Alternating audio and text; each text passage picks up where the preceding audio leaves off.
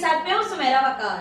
Overseas पाक form और classic queen form के ज़ेर एहतमाम शारजा में पाक भारत खवातीन का ब्राइडल शो मुनक्किद हुआ, जिसमें खवातीन और बच्चों ने भरपूर शिरकत की।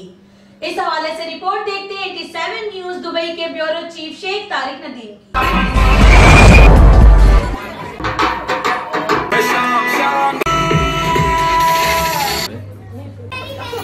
Clapping.